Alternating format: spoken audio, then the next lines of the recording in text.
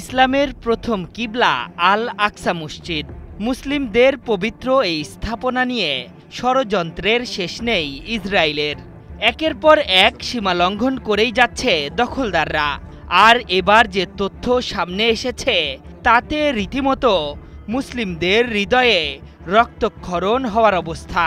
আল কুদস অঞ্চলে ইহুদিদের আধিপত্য গড়ে তুলতে গোপনে আল আকসা মসজিদ ধ্বংসের পায়তারা শুরু করেছে ইসরায়েল।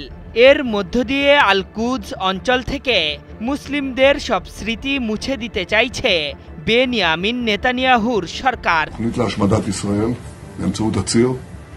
জেরুজালেমের ফিলিস্তিন কর্তৃপক্ষের বরাত দিয়ে তুরস্কের বার্তা সংস্থা আনাদোলু এজেন্সি জানিয়েছে, আল আকসা মসজিদের নিচে খনন কাজ চালিয়ে ইসলামিক নিদর্শন ধ্বংস করছে ইসরায়েল। ইসলামিক নিদর্শনগুলোকে ইচ্ছাকৃতভাবে ধ্বংস করছে দখলদাররা, যা মুসলমানদের ন্যায্য মালিকানার জীবন্ত প্রমাণ এবং সুস্পষ্ট সাক্ষ্য। এক বিবৃতিতে জেরুজালেমের কর্তৃপক্ষ জানিয়েছে, এই ইসলামিক প্রত্নতাত্ত্বিক নিদর্শন ধ্বংসের মধ্য দিয়ে আল আকসার ঐতিহাসিক পরিচয় মুছে ফেলতেই এমন পদক্ষেপ নিয়েছে দখলদার সরকার।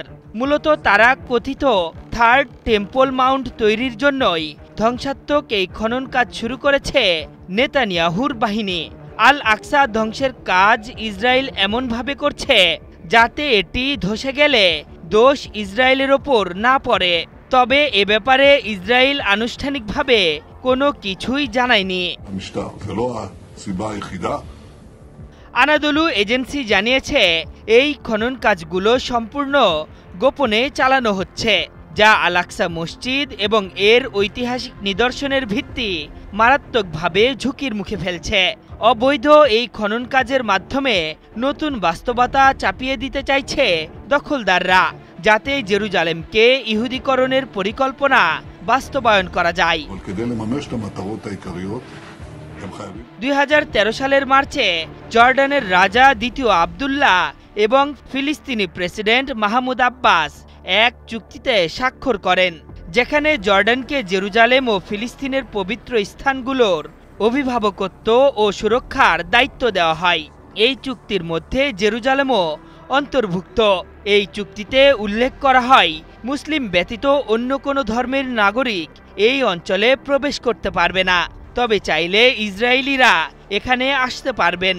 এরপর থেকেই একের পর এক সীমা অতিক্রম করছে দখলদাররা। 1967 সালে আরব ইসরায়েল যুদ্ধে পূর্ব জেরুজালেম দখল করে ইসরায়েল। এর 3 বছর পর 1980 সালে পুরো শহরটি নিজেদের মানচিত্রে সংযুক্ত করে নেয় তারা, যা আন্তর্জাতিক সম্প্রদায় কখনোই স্বীকৃতি দেয়নি। আশরাফুল ইসলাম, 71।